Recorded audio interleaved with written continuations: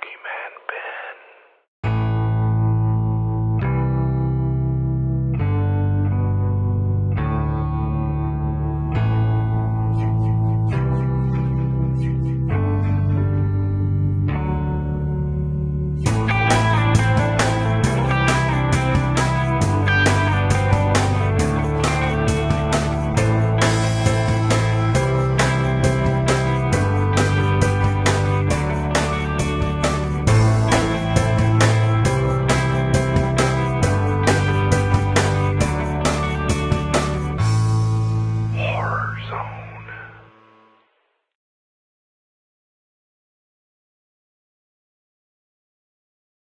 Hey everyone, it's Boogeyman Ben. Hope everyone's doing well and everyone had a nice day.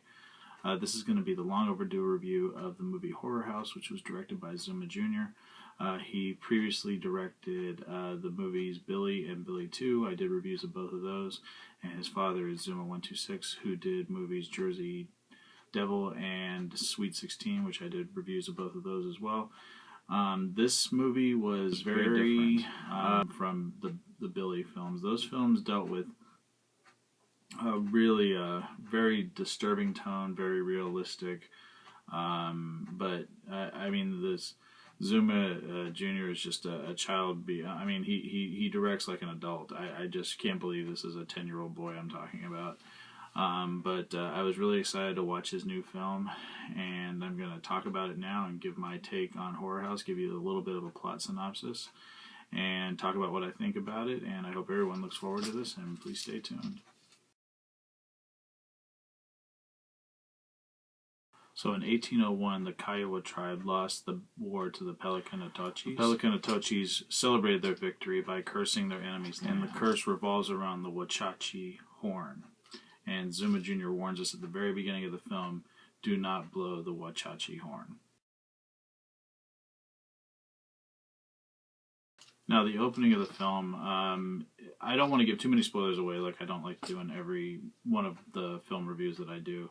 The opening of the film, the way that, I mean, I still can't believe this young boy directed this film, but the way that it starts is like, it starts with, you see an Indian tribe dancing, and then you hear the Native American music, and then it cuts to the moon, and it sort of pans down to the house. And then you're walking, it's almost like you're gliding through the house, like Zooma Jr. is just taking you through this house, and you're kind of gliding through. You're focusing on dolls and things like that, dolls that are around the house. You're going upstairs, you're going into a bedroom, and then you hear the sound of the Wachachi horn. And the older gentleman that's laying in bed, his eyes open, he stands up. And all the time that this is happening, there's this Native American music that's playing over and over again. And it's just this very, the typical Native American tribe music. And he commits this act at the beginning that sort of sets the stakes for the rest of the film. And it's not done in a overly gory way. It's not done in a very, it's not a lot of blood or carnage, but it's done in a very tragic, sad way. And again, it's the strength to this young boy, Zooma Jr., who is just an amazing filmmaker. And what happens after you have this lead-in to the overall story, and then you meet the couple that is the main characters of the story.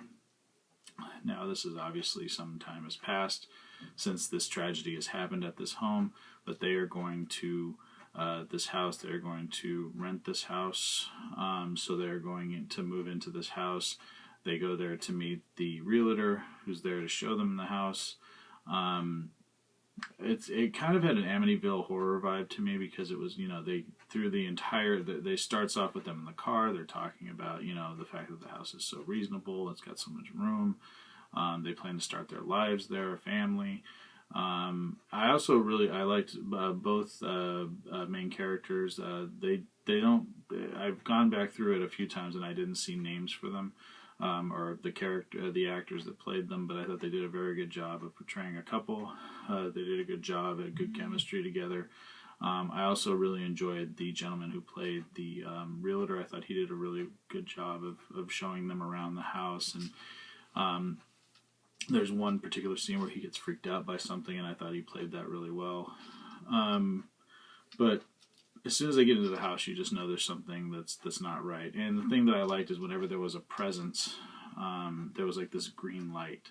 I thought because you kind of knew once you saw that green light, you knew that something was there. Also, there's many shots where Zooma Jr. does it from far away. There's an angle that's like he's when the couple first get to the house and they meet the realtor out in front of the house.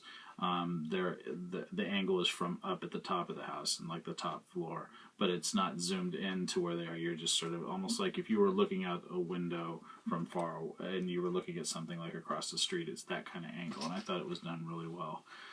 There's also some very subtle scares in it. It's very different from some of the films that Zooma 126 has done, where there was like a lot of effects going on and, you know, very well done effects, but, you know, there was a lot going on, especially like in film where, you know, there's like all of a sudden there's these things that are just moving around. And even in Billy where, you know, it's a ghostly presence, and even though this one deals with ghosts as well, it's done a lot more subtly. That is until the clown shows up.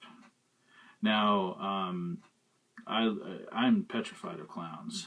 I do like Pennywise the clown, but he still scares the shit out of me. The only clown that doesn't really scare me is Krusty the Clown from The Simpsons, and there is a scene where this clown shows up, and that just freaked me out, and especially the way that it was played out, and you know, the whole idea for how the clown comes into this room when the wife is sleeping.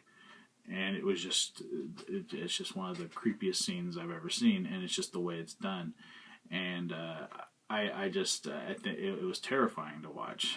And it was a lot more subtle scares, which I thought was really well done, because sometimes it's what you don't see that makes it scary. You don't have to throw a lot of special effects at it. It's what your mind can sort of conjure up things that's more scary than if you put something right there in front of the audience. Like look at Blair Witch. They didn't show anything, but sounds, lighting, the fact that you know, they're out in the middle of nowhere, it's claustrophobic, something's hunting them, but you can't see it, but you can hear it. And the same goes for this film. It's like you knew something was there, and the way that Zooma Jr. does it is like, you know, there's scenes where it's like a camera trick, but it's done so well. And I still cannot believe that this young boy is writing and directing these types of films. I mean, if I look forward to anything else that he's willing to put out there. I mean, this was a fantastic film. I had such a blast watching it. It was very scary. It's very sad. Like I said at the beginning, the older gentleman that is possessed, and you know, what happens at the beginning is very tragic. It's not done in a horrifying, brutal way. It's done in a tragic way. And there's a great use of special effects, great use of lighting, great use of directing style. I just absolutely love this film. This is a solid 10 out of 10 for me. I loved Horror House. I think it's a fantastic film. I think Zooma Jr. is just continuing to grow in his craft as a filmmaker, as a writer, and I look forward to whatever he wants to put out next. It's an honor for me to review this film and to be friends with Zooma 126 and Zooma Jr. I think they're just terrific. They're great people, and they have, I mean, this kid has some excellent storytelling ideas. I mean, and one thing I have to say, the music is just phenomenal. That Native American song and some of the music that is used throughout the film, just terrific. Terrific talents. Zooma Jr. and Zooma 126, you guys are great.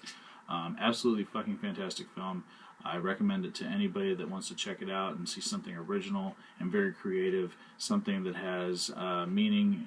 It's also done with a horror film and some characters that you can really enjoy, and some really creepy atmosphere. It all builds, which is great. It's not just thrown at you right at the beginning. It builds slowly throughout the entire course of the film, and it's a fantastic film. So again, 10 out of 10. Absolutely loved it. Everybody needs to check it out. I'll put a link down below in the description, as well as on my Facebook page, so people can check out Horror House. Support Zooma Jr., support Zooma 126. They are fantastic. And that's about it. So I hope everyone enjoyed my review of Horror House. Hope everyone has a great evening. Take it easy. Thanks so much for watching. Peace.